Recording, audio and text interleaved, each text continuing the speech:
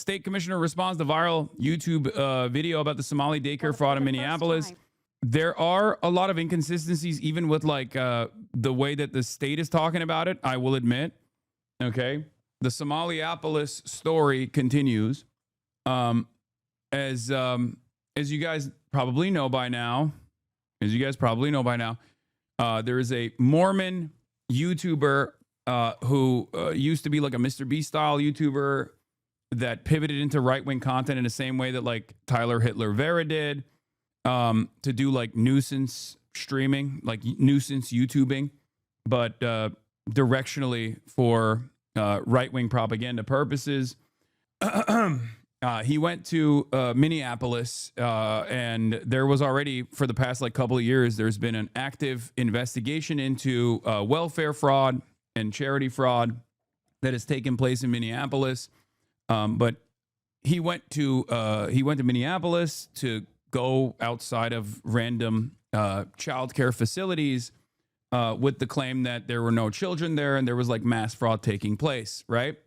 And because there is already a pre-existing investigation, and because Donald Trump has been yelling about this for the past month or so, and because the people that they are yelling about happen to be, Black, Muslim, Somali Americans, at a time when obviously tensions are very high towards, non-white people of potential immigrant background, the video popped off, partially base boosted by Elon Musk, right? It got like 120 million views on Twitter, even though Twitter views are irrelevant. It got like 2 million views on YouTube. And every single person has been praising it as though it was peak journalism. I think it's very stupid. I feel very discouraged that a lot of people looked at that and thought it was like peak journalism, because there was no journalism whatsoever, especially in an instance where like he could have done journalism, because there is validity to the skepticism as far as some of these childcare facilities. He could have just done literally just a bare minimum amount of research to go to the Department of Human Services website and like actually look at the litany of licensing violations that these places had actually incurred, and asked whether or not these places had actually had their licenses revoked. If not, why they hadn't gotten their licenses revoked. Like, that would have been a pretty solid piece of journalism that could have still been right-wing propaganda, right? But he didn't do any of that. He just went outside of childcare facilities and demanded to see the children, right? Demanded to see the kids. Show me your kids. Show me your kids. And he walked out at a time when there's also a lot of tension to begin with around, ICE raids and things of that nature. What sucks for me about the way that, what sucks for me in particular, as someone who tries to educate people on media literacy, tries to get people to do a little bit of critical thinking, was that there's not a lot of critical thinking out there. I think as long as something has an element of truth from pre-established legitimate resources, as long as it leans into existing fears, tribalistic fears that people have about, non-white people or whatever the Somali people, you don't really need to do any serious journalism whatsoever. You can just like do the dumbest thing possible and go outside of childcare facilities and demand to see the children, which is never going to happen, right? And unfortunately, that's just the media environment that we live in now. And people will immediately go, oh, you just want to defend the Somalis for doing fraud because, I don't know, for reasons, I guess, because you're woke and this is how wokes operate, right? It sucks. But unfortunately, even intelligent people, college-educated people, like all these people would, are still falling for this. Where are the children? What? Is this a daycare or not? This is my office where I make news videos. Did you see the report from Nick Shirley about the Somali daycares in Minnesota? Yes, he posted a 42-minute video, which I watched so that you don't have to. He's the only person out here doing real journalism. Hello, Mr. Vice President. Yes, I saw that you posted that. Great work, sir. So, yes, since 2018, more than half of $18 billion in taxpayer funds spent on the 14 programs intended to help low-income, vulnerable people was most likely stolen. And there it is. But this has been under investigation for a long time. More than 92 people have been charged. Well, how come we haven't seen it in the news? Local and international outlets have been reporting on it for years. This is a Times article from 2022. But Representative Omar did nothing about this. That same year, she condemned the fraud that was happening. And in 2019, this article was written about the statewide audit of the fraud. Finally, here's a local article from 2018 that says that Minnesota has been aggressively investigating daycare fraud since 2014. But what about how they're funneling all the money to terrorists? Look, there is clearly fraud happening here, but that terrorist allegation was made by a police detective from Seattle who retired in 2015 and has never been to Minnesota. Well, what about the other daycares in the video? I didn't see any kids. Some of those daycares could have been committing fraud, but would you let a complete stranger flanked by his security team and his camera crew into your daycare to see the children? And I don't know when he filmed this, but my daughter's daycare is closed for the last 2 weeks of December. I'm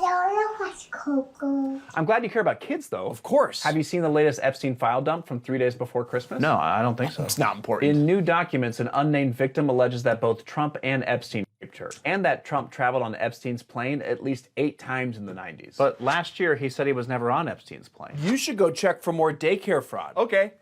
Yeah, it's much more likely that the people that were doing this fraud were just not funding terrorism in Somalia, but instead funding their pockets.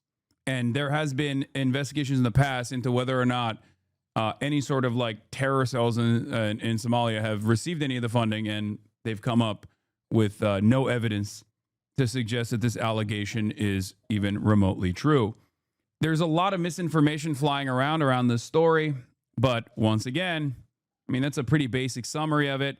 But this has at least caused some of the people in mainstream news to remember that they do have a job, and they should probably address some of the misinformation. State commissioner's response to viral YouTuber video about Somali daycare fraud in Minneapolis. And tonight, the state is responding to a viral video alleging more fraud in Minnesota, this time daycare fraud. Since it was posted last week, the video has racked up millions of views, even catching the attention of the FBI director. Lou Ragoose has the latest on the response from the state. So this is Quality Learning Center. A misspelled sign and an apparent lack of anyone inside a licensed child care center in Minneapolis. Just one stop conservative YouTuber Nick Shirley made in a video viewed over 100 million times on X in an effort to expose fraud among Somali. Yeah, it's like people are not even bringing up the fact that he also brought up the flag, the state flag of Minnesota, and the flag change, and how that was also changed to look more Somali, which is, again, like when you see something like that, you should immediately go, oh, this is ridiculous. Like, this person is maybe not all there. But unfortunately for a lot of people, because of the unchecked biases that people have, because of a lack of interest in critical thinking in general, they kind of see this, okay? They see this and they go, oh, this makes sense. He's doing good journalism. And they end up unironically believing all the other shit this dumbass is saying too. Run child care centers in Minnesota. You do realize that there's supposed to be 99 children in here at this building, but there's no one here. While we have questions about some of the methods that were used in the video, we do take the concerns that the video raises about fraud very seriously. Tiki Brown is the commissioner of the new Minnesota Department of Children, Youth, and Families, which is responsible for paying federal child care assistance to daycares that file claims. She says inspectors went out today to double check that children, in fact, are present. The Federal Department of Homeland Security also was checking those businesses in Minneapolis today. State data Shirley used in his video show those daycares receive millions in taxpayer money. The inconsistent part about this specific Minneapolis daycare, the Quality Learning Center, I will admit, is that the state claims that the daycare center is actually permanently closed. It's not. Or there were children at that center, and there have been children at that center, obviously, when it was still in operation. And we don't know if the daycare center is currently closed or not. The state says it is, but there were children there as of yesterday, from what I understand. And that part is actually odd. That is actually suspicious to me. Someone who actually cares about, the truth. There have been ongoing investigations with several of those centers, None of those investigations uncovered findings of fraud. Brown confirmed that the daycares in Shirley's video have active licenses with the state and continue. The one with the sign on the door says permanently closed on Google Maps. This is why journalism is important, because it doesn't matter what it says on Google Maps, okay? It does not matter what Google Maps says. You have to actually go there, or at least call the facility, try to call the facility and talk to someone and confirm. Okay, Google Maps, unfortunately, is not a reliable source of information. What we know, however, is that the sign on the door said open from 2 p.m. to 10 p.m. Nick was there at 1 p.m. So he wasn't even there while it was open. He was there while the place was closed. And before you say, what daycare is open from 2 p.m. to 10 p.m., daycares and childcare facilities have different hours for parents that have different needs. Some parents are working until 10 p.m. Some parents need after school care. Okay? I know that it's like I know it's much more comforting to lean into a narrative built around suspicion, but it's usually good to try and figure out like what's actually going on. Receiving payments. The exception, one that closed years ago, and the misspelled Quality Learning Center, which Brown says permanently closed last week. In a strange contradiction, however, our cameras this afternoon captured dozens of children being dropped off at that daycare. The manager telling us they are legitimate, they are open, and they never have been closed. Now, I confirmed this afternoon that the State Department of Children, Youth, and Families has a total of 55 open investigations related to the Child Care Assistance Program. And the department tells me that they hope to have more information for me tomorrow about their site visits today. One more thing to add, Carla. The commissioners. Yeah, they went to all of the facilities now. They went to all the facilities to see if there are children there. And they are, unlike Nick Shirley, actual investigators, licensed auditors.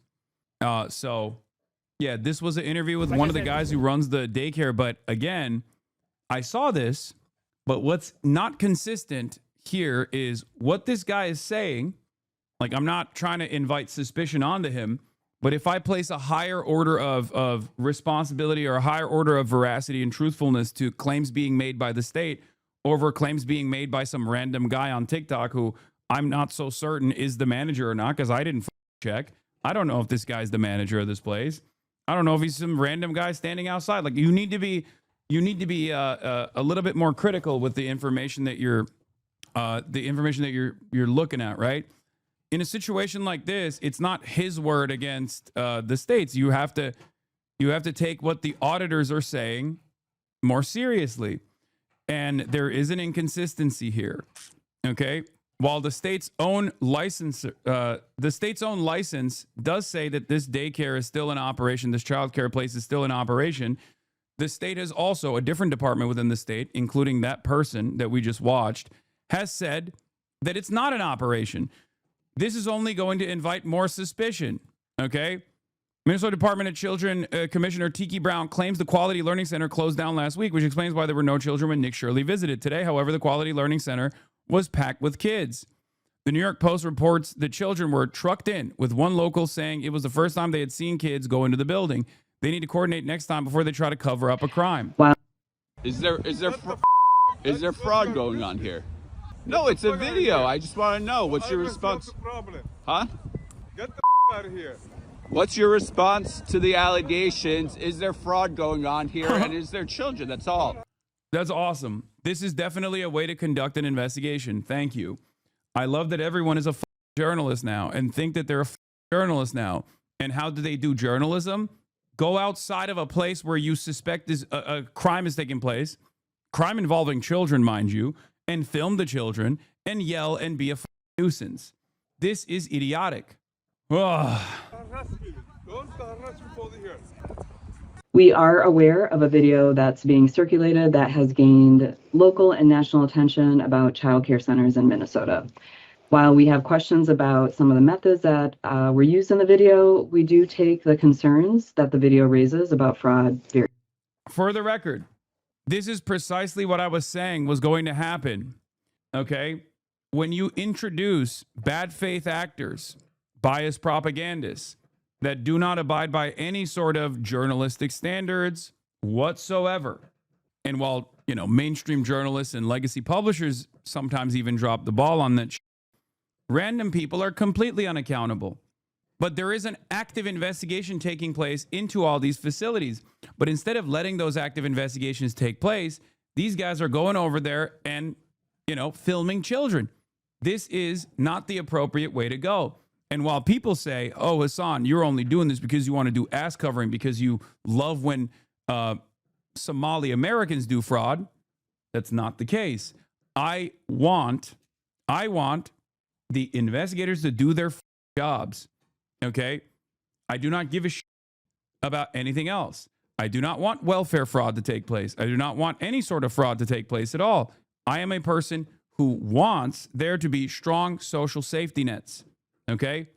The issue here is you are now obstructing active investigations. You are causing investigators to redirect their attention to random places that might not be under the lens of scrutiny, for example. You might think it's appropriate, but you're pulling away resources from an already exhausted group of investigators anyway, and you're harassing children and families while you're doing it. It's the worst possible thing you could do when there is an active court case taking place. What is this? I'm sure you have seen this from today, but The Hill is talking some Hasan Abi. Remember, The Hill has right-wing reporters who will also lean into stories like this, so it's not surprising to me that they did that. Wow, Hasan Piker excuses Minnesota childcare fraud. I did not. And if they were truthful and accurate in their reporting as a serious news outlet, they would know that. For example, and I will say this over and over again, EDP is right? EDP is a we know that. EDP is also a free man, okay? EDP is still a free man despite being a actually find children to. The reason why is because there was no real investigation. The reason why is because the only investigation that was conducted was YouTubers. This is the issue. Now imagine if there was already an active investigation taking place into EDP's and a bunch of slop tubers came in and up, because that's kind of what's happening here. It's so stupid. Confirm for us the $4 million figure. We've been hearing that a lot. Is that don't know where that came from. I have no idea where that came from. $4 million. That's a completely false claim. We don't make that much with the amount of children we have.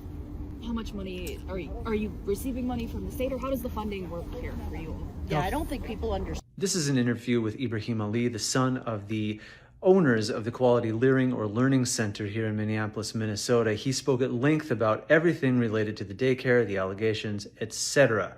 Other than about 1 minute and 30 seconds, the entire video is uncut. I trimmed anything that was just filler stuff or questions that were being asked in the background as an effort to save time to be able to fit the entire video on TikTok. As Minnesota, as Somalis, as people that own this business for 8 years now, we do nothing but to uplift the community, uplift our children, uplift one another, uplift non-Somalis, uplift Somalis, to make a better community for all of us. So if somebody comes in and says, hey, they're not doing it, it's just like if he would have came during operational hours and there's no one here, okay, you've got a point.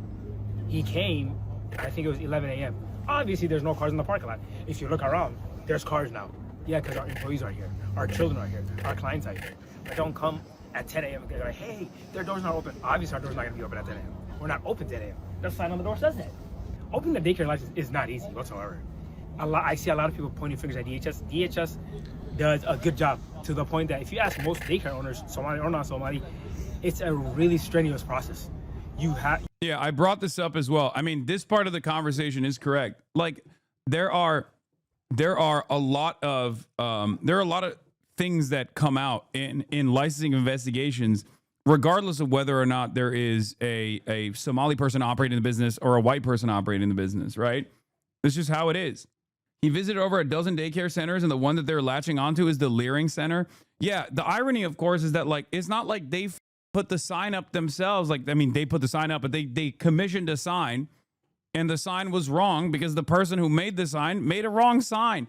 They're making it seem like these guys are, you know, they're so stupid. They're so stupid. They didn't see that it said Leering Center. Yeah, there was a typo in the sign. They kept it up, and I suspect that, you know, they wanted. It's the side door sign, for the record. It's not even the front door sign. The front door sign is correct. Then why post the sign? Why do you think? Why do you think they posted it?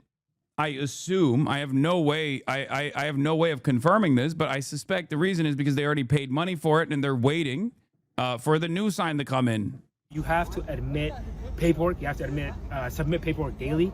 You have to do a monthly. You have to do a yearly. They have to make sure kids are coming. Like a lot of this stuff stems from people just simply not knowing basic facts, right? And why should they? Why should you know the basic facts about like running a childcare facility and the trials and tribulations that go into running a childcare facility? You just don't know. You don't understand that stuff. So in a moment like this, what you're supposed to do is engage in critical thinking, okay? You're supposed to think, I wonder if it's commonplace for childcare facilities to have these sorts of issues. Like, I wonder if there's a licensing structure in childcare facilities. I suspect that this is something that is probably regulated heavily by the state, because no competent government is going to allow random adults to be around people's children without doing their due diligence, right? So what you're supposed to do is kind of expand on that initial suspicion that you have. And you're supposed to walk through these steps. You're supposed to go, okay, what is the primary government regulator that would look at these childcare facilities, especially if they're giving them money? But even if they're not giving them money, even if it's a totally private facility, right? There still has to be a licensing process. For Minneapolis, Minnesota, it's the Department of Human Services, right? What they're calling DHS for short. So you go to the DHS system and you look and you see if there are any sort of licensing issues, which we did do, right? We did that. We went through and we looked at all of the facilities that he went to, that Nick went to, and we found out that the Department of Human Services had actually gone to every single one of these facilities. Now, there is still some inconsistencies, of course. The major inconsistency now is that the state itself, a separate department within the state, said that this place was closed. Okay? Now they're saying the place is not closed. That's an inconsistency. You need to think critically now. You need to try to figure out if the other state, the spokesperson for Minneapolis, or the Minneapolis department, did they misspeak? Did they not know? Did they not do their due diligence? Okay? Was the place closed temporarily or permanently? These are questions that you are supposed to ask in this situation. Have to make sure parents are busy with work or school per se. If the parents are not occupied, we don't get paid. So for example, you bring your children to me. While we're open, if you're at home, we don't get paid for those children. Those children can't come to us. We can decide as they get, hey, like out of just to do a favor for the parent, we'll bring the parents. But those kids, we're not gonna get paid for it. The day their parents stop working or stop going to school, we don't get paid for it.